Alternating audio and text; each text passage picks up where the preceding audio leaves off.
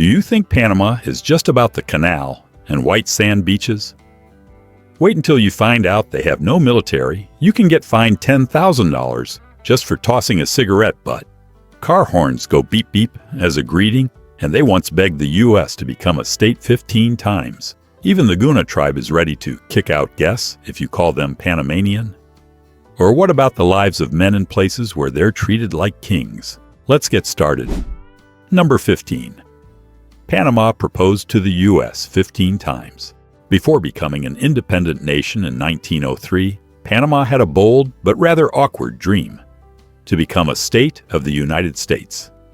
Not just once, but 15 times over almost half a century, Panamanian politicians sent official proposals or diplomatic requests hoping to collectively gain U.S. citizenship. Why did Panama want that?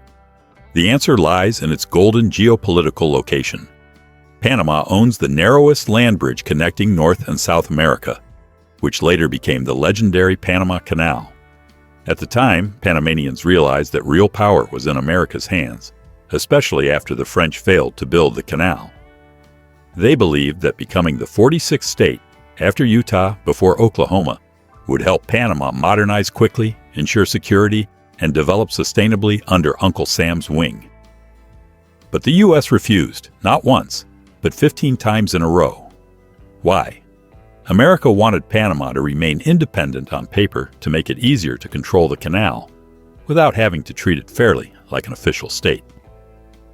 It was a kind of political friend zone, weird but effective, that made Panama the only country in the Americas to be rejected for statehood by the U.S. more times than Hawaii or Alaska. Today, even though Panama is independent, the relationship between the two countries is still very close. Panama uses the U.S. dollar, has hundreds of thousands of American residents, and was once home to the U.S. Southern Command headquarters. But that story of proposing and being rejected remains one of the strangest historical facts that few people know. Number 14. A tribe where men can't be in charge. On the Caribbean coast in northeastern Panama, stretching across nearly 370 islands, is Gunayala, a semi-autonomous territory with its own identity, laws, and such strong national pride that just calling them Panamanian might get you asked to leave the island. The Guna people, about 50,000 strong and making up about 1.2% of Panama's population, don't see themselves as a minority group of the country. Panama's constitution recognizes Gunayala as a semi-autonomous region where the Guna have full control over natural resources, tourism, construction, and even their own immigration laws. No politician, business, or organization can operate here without approval from the Congreso General Guna, the All-People's Council. This self-rule comes with deep pride. To the Guna, they don't belong to Panama, they are Guna. Their society is organized through a native democratic council system where all decisions are discussed openly. Women play the central role. They own land, inherit property, and are the only ones allowed to create and wear the traditional mola clothing. Any outsider man who wants to marry a Guna woman must live with her family and go through a ceremony approved by the Elders' Council. Visitors to Gunayala must strictly follow the rules. No filming children, no drones, no hard liquor, and especially don't ask questions like, "Why don't you move to the mainland?" It's a direct insult to their independent identity.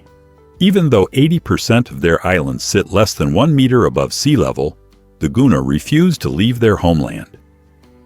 When tides threaten their homes, they don't ask for aid. They build floating villages from recycled wood, boats, and bamboo poles, a survival model that was listed by the United Nations in 2021 as a case study of indigenous climate adaptation. Number 13. A tribe where tattoos matter more than clothes. Think tattoos are just for self-expression? For the Embera, one of Panama's most mysterious and traditional tribes, tattoos are a survival shield. Sounds strange? You should know that here, people don't get tattooed for beauty, but to protect their skin from the sun. Today, about 30,000 Embera live throughout Panama, mainly near Chagres National Park. In the past, they lived deep in the Darien jungle, where getting in took 6 to 10 hours of hiking through forests, swamps, and rivers. Because of tough conditions and the need for medical and educational access, many Embera now live closer to city edges, but fiercely keep their traditions. You'll spot them instantly. Shirtless men, women in short woven skirts, and bodies covered with mysterious black patterns, from arms and legs to backs and even faces. These aren't permanent tattoos. They use a special ink from the jaguar fruit, a native plant that's like their magic fruit. Jaguar ink stains the skin for 10 to 15 days, then fades away like an invisible shield. In the past, only shamans or tribal leaders could tattoo others, since each pattern symbolized health, spirit, or protection for jungle journeys. But today, these tattoos have a new use. They help reduce UV damage.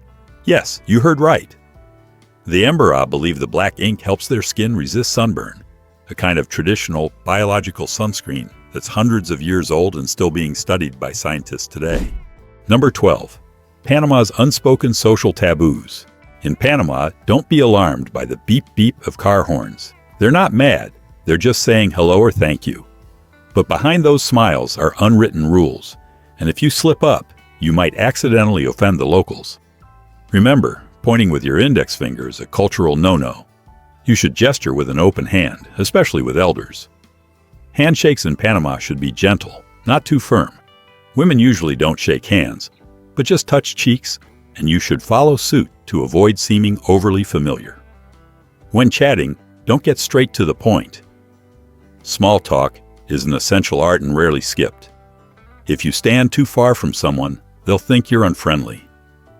Stand too close, or touch shoulders, especially with Guna people, and you might be asked by a community leader to leave the island immediately. Another unspoken rule: strong body odor or even being too scentless can be frowned upon.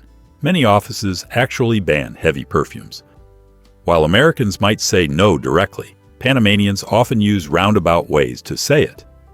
Some topics that are casual in the U.S. are hot buttons in Panama, politics, especially the U.S. and the canal, religion, gender, race, and even soccer. Best to avoid them if you don't want to spark an argument. Number 11. Panamanians have invisible visas to live in over 10 countries. It sounds unbelievable, but Panamanians can live, work, and stay long-term in over 10 countries without a visa, thanks to a network of old but still valid treaties. Called invisible doors in the world of immigration, these agreements let Panamanians move freely to places where citizens of other countries spend years getting paperwork. Did you know, with just a Panamanian passport, you can legally settle in Colombia, Spain, Chile, Ecuador, Peru, Guatemala, El Salvador, Honduras, and a few other Latin American countries with just a few simple steps? Some don't even require proof of finances, which is extremely rare in global immigration law. What's surprising is that most foreigners, even Americans and Europeans, don't know about this. Because the treaties were signed during colonial or early independence times, but still quietly apply today. In fact, Spanish law lets Panamanians apply for citizenship after just 2 years of legal residency, instead of the usual 10 years for non-EU citizens. Number 10. Panama has no military. Panama is one of the few countries in the world with no standing army, and it's not by accident, but a bold historical choice. After the military dictatorship of General Manuel Noriega was overthrown in 1989 by the U.S. Just Cause operation, Panama's government decided to go in a completely new direction: abolish the military altogether. By 1994, this decision was written into the Constitution, making it illegal to ever form a standing army again. Instead of armed forces, Panama relies on civil security agencies like the National Police, Border Patrol, Coast Guard, and Internal Intelligence to keep order. These forces have no tanks, no missiles, and no fighter jets. They act more like peacekeepers than soldiers. The result is amazing. For over 30 years, Panama has stayed politically stable and seen strong economic growth, especially thanks to the Panama Canal, which handles 5% of global trade. While other countries spend billions on defense, Panama invests in education, healthcare, and infrastructure. Number 9. Don't pat locals on the shoulder. While in the U.S. or many Western countries, a pat on the shoulder is seen as friendly, encouraging, or just a way to start a conversation. In Panama, it can be viewed as invading personal space or even as a challenge. For Panamanian men, especially those middle-aged or older, a pat on the shoulder isn't a sign of closeness. It can be taken as a kind of calling out, or even a subtle challenge to status. In tense situations, arguments, minor traffic spats, or in bars, a pat on the shoulder can be interpreted as wanting trouble, and things can escalate quickly. In Panama, touching others, even in ways that seem harmless, comes with cultural boundaries. Affectionate gestures like putting your arm around someone or hugging and kissing are reserved for close friends or family. Tip for visitors: if you want to show goodwill, use eye contact, words, and a smile instead of physical contact. In Panamanian culture, respecting personal space is respecting someone's dignity. Number 8. The one area you shouldn't visit at night in Panama. In Panama City, there's one name that both locals and police are wary of: San Miguelito. You won't find this area marked in red on tourist maps, but on the survival map of Panamanians is always circled with an exclamation mark. San Miguelito isn't just a district, it's a world of its own. Crowded, chaotic, and existing alongside the glitz of downtown Panama City. Narrow streets wind between packed houses, makeshift shacks of tin and bricks, kids playing soccer in the street, and motorbikes weaving through the concrete maze. But the crime rate here is enough to make anyone nervous. According to 2023 data from Panama's Ministry of Security, over 30% of incidents affecting locals and 45% of robberies in the capital happen in San Miguelito. At night, many taxi drivers refuse to take passengers there. Some locals describe it as a lawless land after 9 p.m. Police patrols are rare. Public cameras are vandalized, and people rarely report crimes. They're just too used to it. If you find yourself in a strange alley after 10 p.m. and hear footsteps behind you, the advice is, don't look back. Just walk as fast as you can. Number 7. Taboga, the island where men are treasured. In total contrast to the Guna, just about 12 miles away by sea, on Taboga Island, men are treated like gold. This is one of the rare places in the world where a single man can become the #1 star just by stepping off the ferry. 70% of the island's residents are women, and men, especially foreigners, are considered a precious resource. According to local statistics, among the roughly 1,000 permanent residents, there are fewer than 120 men under 40. Why? Many young men leave the island to work in Panama City or abroad, leaving behind a multi-generational community of women, from elderly fruit vendors to young women running seaside cafes. Number 6. Littering in public places can get you fined $10,000. Panama, especially Panama City, is known for having some of the strictest public cleanliness laws in Latin America. According to city regulations, urinating in public, littering, or throwing cigarette butts on the sidewalk can get you fined anywhere from $100 up to $10,000, depending on the severity of the violation and whether you're caught red-handed. Here's a fun fact that's also kind of scary. Panama even has a Facebook community called Los Cochinos, where people anonymously submit photos and videos of folks urinating, littering, or tossing bottles onto the street. These are posted publicly to shame offenders in the community. Quite a few people have been identified, lost their jobs, or even had internet users track them down at home. The saying, "the internet never forgets," is definitely true here. Panama City also invests heavily in a dense network of surveillance cameras, especially in the financial district, the historic Casco Viejo neighborhood, and major bus stations. Think no one's watching? The cameras see everything. Police might show up to question you just minutes after an incident. But it doesn't stop at fines. Over the past decade, the Panamanian government has invested more than $200 million in river cleanup campaigns, wastewater treatment, and environmental education. One of their biggest goals is to revive the Juan Diaz River and Panama Bay, both of which were once severely polluted by household wastewater. In many districts, you can even be fined if you don't sweep the sidewalk in front of your house every morning. This is an unwritten rule that reflects the mindset that cleanliness is a personal responsibility, not just the city's job. Number 5. Pets must have a passport. Panama is one of the first countries in Latin America to officially implement the pet passport system, following international standards. With this special passport, a small dog in Panama can legally travel to many countries in Europe, South America, and even some states in the U.S., without the lengthy quarantine process that used to be required. This passport includes a photo, identification details, vaccination records, medical checkups, and is certified by Panama's Animal Quarantine Department.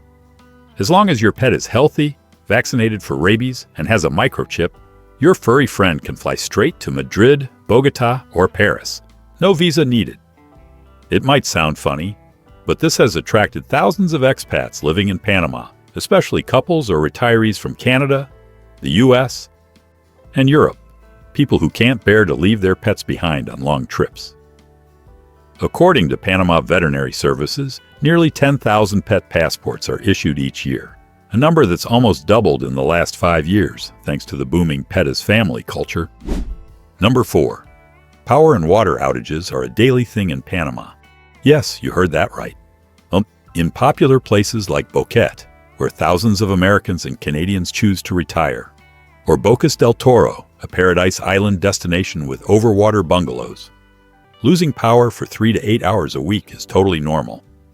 Sometimes it's a couple of hours at noon, sometimes it's 6 hours in the middle of the night, and often there's no explanation.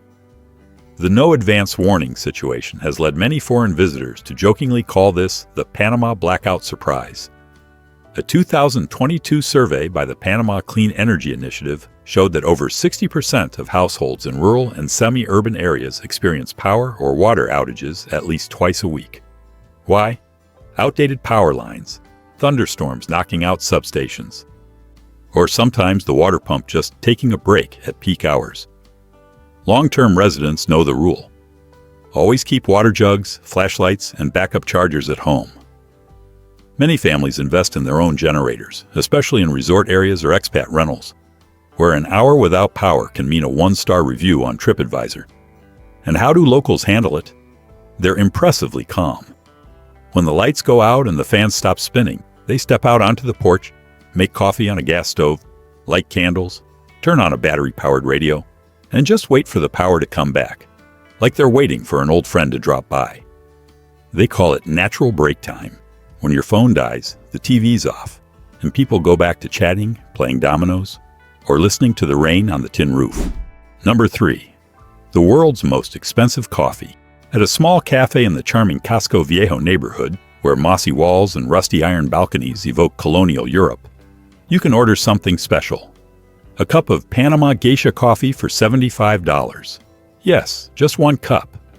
But inside is a universe of flavors: gentle jasmine, bright Meyer lemon, and a lingering sweet mango finish, like Panama's late afternoon sun on your tongue. This coffee is no joke. In 2019, Panama geisha sold at auction for $2,568 a pound, making it the most expensive coffee in the world. Grown on volcanic slopes in Boquete, where red soil, mist, and elevations above 1,500 meters create a flavor treasure the world fights over, bean by bean. But if you think every Panamanian sits around sipping geisha on leather chairs while reading philosophy, step outside the cafe. Just a few blocks away, under an old tamarind tree, you'll find a shiny stainless steel cart where the vendor serves Café Negro, traditional black coffee, for just 50 cents to $1. That's actually the more common coffee in Panama. And if you really want to understand Panama, try both. On one side, a pricey cup with layers of flavor in an air-conditioned room. On the other, a hot plastic cup on a dusty sidewalk, surrounded by laughter and honking cars and the rush of daily life. Number 2. Time rules in Panama. If you've ever lived in Europe or the US, where being 5 minutes late could cost you a contract, you'll be surprised to find 2 sets of time rules in Panama, coexisting like parallel worlds. In business, Panamanians are very serious about punctuality. Business meetings, contract signings, and professional seminars usually start right on the dot, especially in banking, law, or import-export, the country's top industries. A survey by the Panama Business Journal found that over 75% of businesses in Panama City require employees to arrive 5 minutes early for every meeting. Being on time here shows respect, professionalism, and, if you're a foreigner, it's the key to making a good impression with local partners. But step out of the office, and it's a whole different story.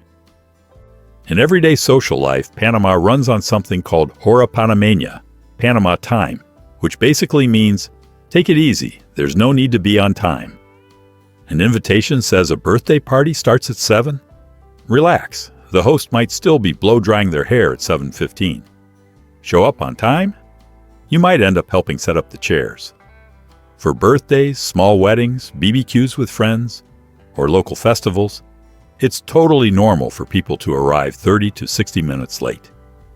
This flexible approach to time reflects Panama's laid-back, tranquilo lifestyle. With its tropical climate, rivers, and rainforests, the country has developed a no-rush attitude, much like the canal that quietly connects two oceans. Number 1. In Panama, car horns are a language of their own. If you're visiting Panama City for the first time, you might wonder, why is everyone honking all the time? Is there a sound battle in this traffic jam? But don't get mad, because in Panama, honking isn't an insult. It's actually a unique way of communicating, like talking with sound. A quick beep might just mean, I'm here, heads up. 2 short beeps? That's gracious. A friendly thank you from a driver who was let in. But if you hear 3 strong, quick beeps, it probably means, let me through, please. Not exactly angry, but definitely urgent. It may sound strange, but for Panamanians, this is just everyday life. According to the Autoridad de Tránsito y Transporte Terrestre, Panama City alone has over 480,000 private cars, while the whole metro area has about 1.5 million people, meaning there's 1 car for every 3 people. Traffic jams are a daily thing, especially at 7 a.m. and 5 p.m. In this world of engine noise and exhaust, the horn becomes a quick, direct way to speak, sometimes even more pleasant than a random shout. Interestingly, while in New York or Los Angeles, honking is often seen as aggressive or angry. In Panama, it's like a mobile doorbell, a familiar background sound that nobody really minds. What about you? If you lived in a city where you hear a horn every 10 seconds, would you adapt, go crazy, or learn to honk back? So we've just taken a tour through Panama's quirky rules, strange taboos, and laws that sound like jokes but are very real. Which one shocked you the most? Or have you ever unknowingly broken one of these laws? If you love discovering weird cultural facts, unwritten rules, and unbelievable truths from around the world, hit subscribe and turn on notifications so you don't miss the next video.